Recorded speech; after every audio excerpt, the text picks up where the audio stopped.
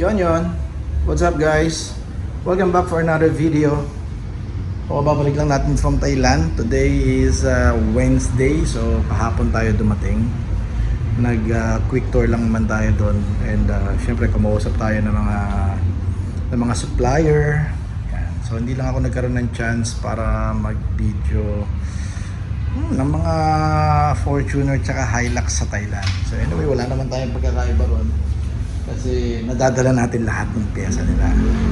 Okay. So sa specification kasi from the factory, medyo merong mga variant ng Fortuner tsaka Hilux nila na malayo-layo sa atin eh.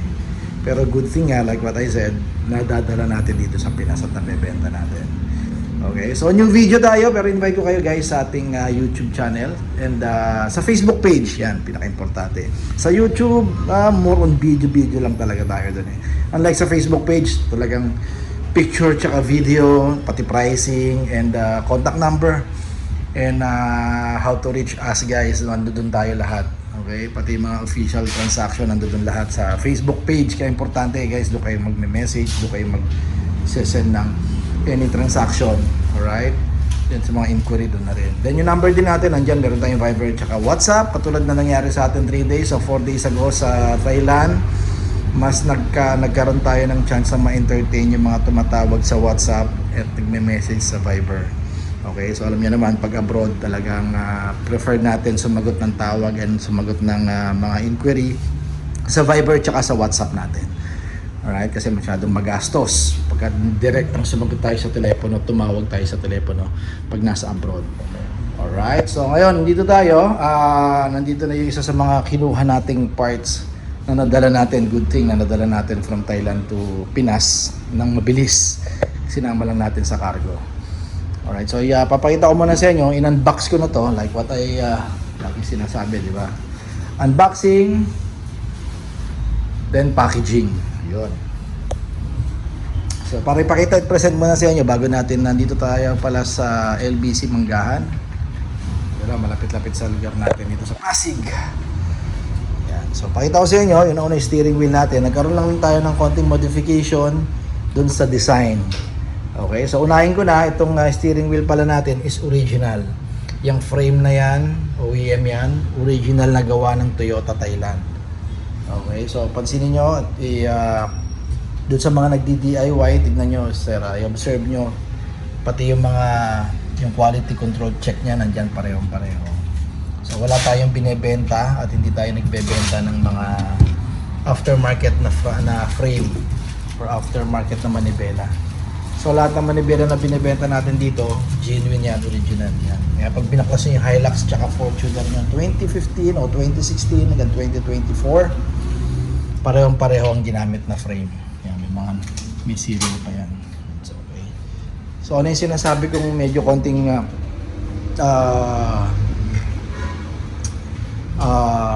sa design, dito continuity nga. Yan, nagkaroon tayo ng continuity na design. Yan. Yan. So ito sticker to sa loob, reflectoration actually. Hindi nyo matatanggal yan. No? Hindi nyo mabakbakbak yan. Put na kamay nyo, sir, bago nyo matanggal. Actually baka hindi nyo pa natatanggal yan. Yan. Continuity lang yun. Doon sa baba. Then yung TRD logo, mas medyo naging bulky siya. Tulad dito. Medyo naging, yung font niya lumaki ng konti. Okay. Yung kulay pa din, yun pa din naman. Syempre yung logo natin na ginagamit. Yan. Tingnan nyo.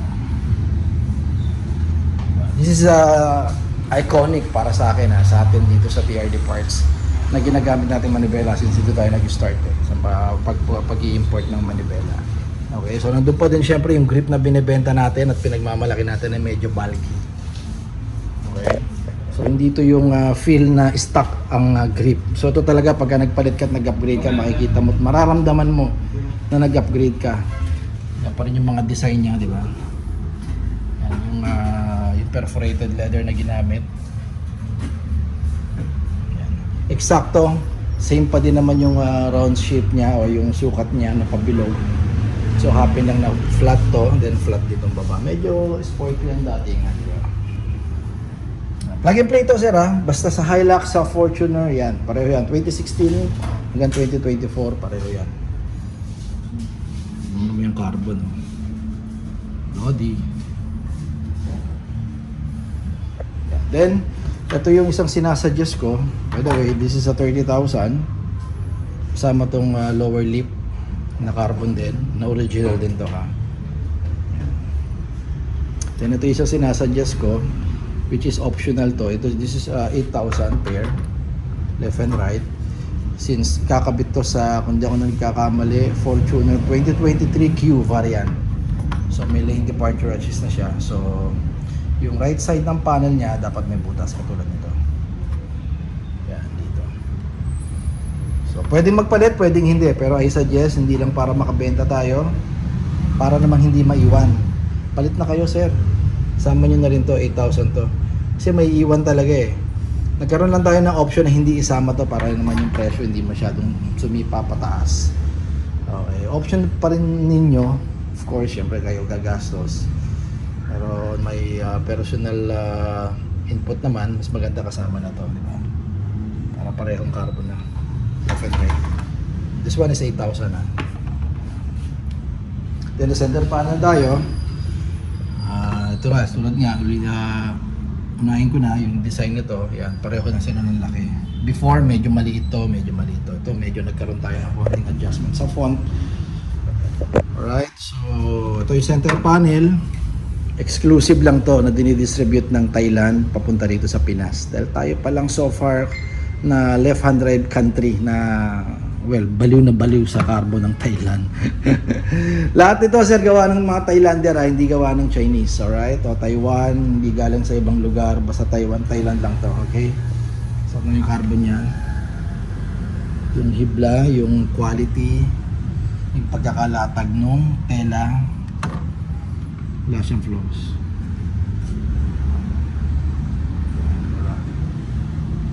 Walang supply.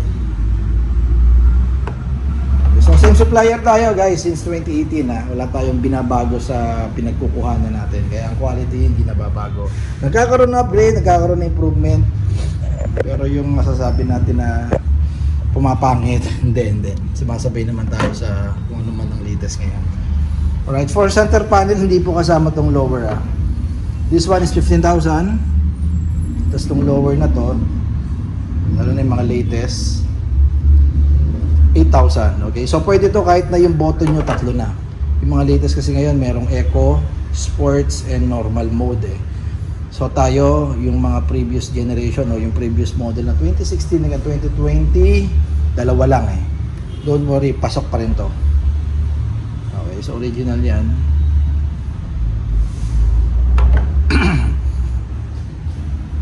So kumuha din si sir nung dim light. Okay, so pang third row lang to. So 1.5 for this, okay? 8,000, okay? So this 15,000. Then kumuha din siya ng ano, asa na ba yun? Kabalat na yun ha. Ito. DRL module para sa Q variant niya, Fortuner niya. Plug and play din to. 6,000, 6,000 yes dito. Okay. So thank you kay Sir King Galvo ng saan ba papunta si Sir? Ano yan bro, pati nga po. Yan, papuntang Davao City. Yan. Paparush natin to para makuha kagad din Sir ha. So, okay. So guys, i-thank you kayo again sa ating TRD Parts sa Facebook, tsaka sa YouTube. Yan, Tango Romeo Delta Parts. Alright, doon lang.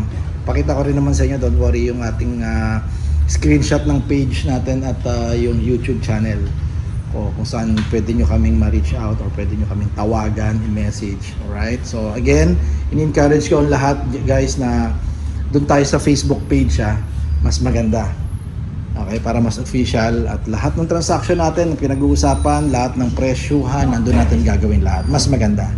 Okay, so pwede rin naman sa WhatsApp, pwede sa Viber kung saan ang mas preferred nyo. Okay? So, thank you guys and box muna natin to. Nainit ang panahon, no? Keep safe everyone! Bye-bye!